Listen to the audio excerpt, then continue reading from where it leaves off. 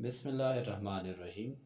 آپ دیکھ رہے ہیں رفاقت اکیڈمی اور میں ہوں محمد رفاقت۔ درزیوں کی چوری کا دلچسپ واقعہ۔ مولانا رومی فرماتے ہیں کہ ایک شیر زبان آدمی رات کو دوستوں کی محفل میں بیٹھ کر درزیوں کے بارے میں مزیدار قصے سنا رہا تھا۔ داستان گو اتنی معلومات رکھتا تھا کہ باقاعدہ اچھا خاصا درزی نامہ مرتب ہو سکتا تھا۔ جب آپ اس آدمی نے درزیوں کی چوری اور مکاری سے گاہکوں کا کپڑا غائب کر دینے کے انگنت قصے بیان کر ڈالے، تب سننے والوں میں ملک خطا کا ایک ترک جسے اپنی دانش اور ذہانت پر بڑا ناز تھا کہنے لگا، اس علاقے میں سب سے گرو درزی کون ہے؟ داستان گو نے کہا، یوں تو ایک سے ایک ماہر فن اس شہر کے گلی کوچوں میں موجود ہیں، لیکن پورش نامی درزی بڑا فنکار ہے۔ اس کے کاٹے کا منتر ہی نہیں، باتوں کی صفائی میں ایسا استاد کہ کپڑا تو کپڑا، آنکھوں کا کاجل تک چرا لے اور چوری کا پتہ نہ لگنے دے۔ تو کہنے لگا، لو مجھ سے شرط لگا لو، مجھ سے شرط، اس کے پاس کپڑے لے کر جاؤں گا اور دیکھوں گا کہ وہ کیوں کر میری آنکھوں میں دھول پھونک کر کپڑا چراتا ہے۔ میاں کپڑا تو درکنار ایک تار بھی غائب نہ کر سکے گا۔ دوستوں نے جب یہ سنا تو کہنے لگے، ارے بھائی زیادہ جوش میں نہ آ، تجھ سے پہلے بہت سے یہی دعوے کرتے آئے اور اس درزی نے چوٹ کھا گئے، تو اپنی عقل و خرد پر نہ جا، دھوکہ کھائے گا۔ محفل برخاست ہونے کے بعد ترک اپنے گھر چلا گیا۔ اسی پیچ و تاب اور فکر میں صبح ہوتے ہی قیمتی اطلس کا کپڑا لیا اور پورش درزی کا نام پوچھتا پوچھتا اس کی دکان پر پہنچ گیا۔ درزی اس ترک گاہک کو دیکھتے ہی نہایت ادب سے کھڑا ہو کر تسلیمات بجا لایا۔ درزی نے خوش اخلاقی و تہذیب و کریم کا ایسا مظاہرہ کیا کہ ترک بے حد متاثر ہوا اور دل میں کہنے لگا، یہ شخص تو بظاہر ایسا عیار اور دغا باز نظر نہیں آتا۔ لوگ بھی خواہ مخواہ رائی کا پہاڑ بنا دیتے ہیں۔ اور یہ سوچ کر قیمتی اطلس درزی کے آگے دھر دی اور کہنے لگا، اس اطلس کی قبا مجھے سی دیں۔ درزی نے دونوں ہاتھ ادب سے اپنے سینے پر باندھے اور کہنے لگا، حضور قبا ایسی سیوں گا جو نہ صرف آپ کے جسم پر زیب دے گی بلکہ دنیا دیکھے گی۔ اس نے کپڑا گز سے ناپنا، پھر کاٹنے کے لیے جا بجا اس پر نشان لگانے لگا اور ساتھ ہی ساتھ ادھر ادھر کے پرلطف قصے چھیڑ دیے۔ ہنسنے ہنسانے کی باتیں ہونے لگی جن میں ترک کو بے حد دلچسپی ہو گئی۔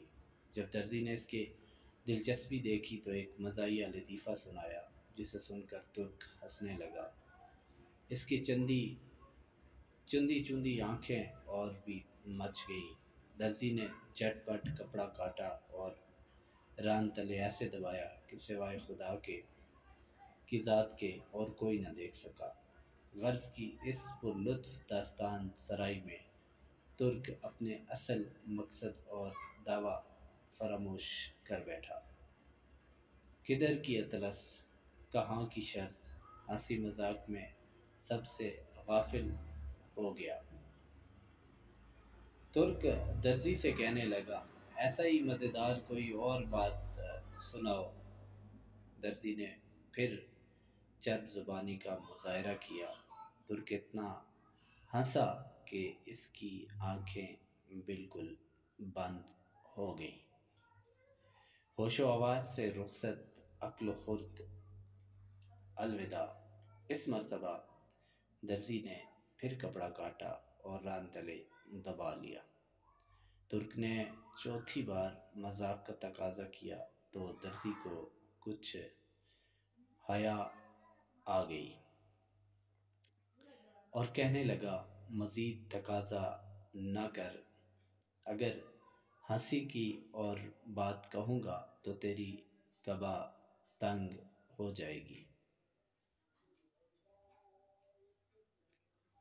مولانا رومی نصیحت فرماتے ہیں، وہ یہ بتانا چاہتے ہیں، وہ جانتے ہو کہ وہ ترک جو تھا، وہ ترک کون تھا، وہ دغاباز درزی کون تھا، اطلس کیا ہے اور ہنسی مذاق کیا ہے؟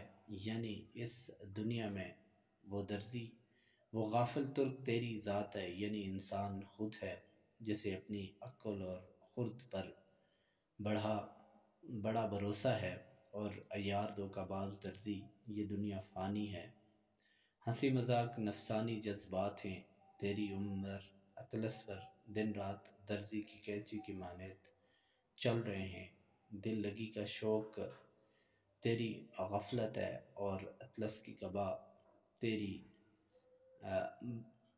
بلائی اور نیکی کے لیے سلوانی تھی، اور وہ فضول مذاق اور کہکاہوں میں تباہ و برباد ہو گئی۔ یعنی یہ دنیا جو جس دنیا میں ہمارا مقصد جو تھا وہ اللہ کی عبادت تھا، لیکن مولانا رومی کہتے ہیں، اے عزیزو، اپنے ہوش و حواس درست کرو، ظاہر کو چھوڑ باطن کی طرف توجہ دے، اپنے باطن کو ٹھیک کر، تیری قیمتی عمر کے اطلس لیل و نہار کی کینچی سے دنیا کا مکار درزی ٹکڑے کر کے چرائے جا رہا ہے، تو اور تو ہنسی مذاق میں مشغول ہے۔ یعنی مولانا رومی فرماتے ہیں کہ ہمیں اس دنیا میں جس مقصد کے لیے بھیجا گیا ہے، ہم دن بدن ہنسی مذاق میں دنیا کی رنگینیوں میں کھو چکے ہیں، لیکن اصل مقصد جو ہے وہ اللہ تعالیٰ کی ذات ہے، اصل مقصد جو انسان کا ہے وہ اللہ تعالیٰ کی ذات کی شکر گزاری ہے، اللہ تعالیٰ کی نعمتوں کی شکر گزاری ہے، اللہ تعالیٰ کی عبادت ہے، لیکن ہم اس دنیا کی رنگینیوں میں اس قدر کھوئے ہوئے ہیں کہ اپنی عمر اس طرح گنوا رہے ہیں، کیا خبر کس لمحے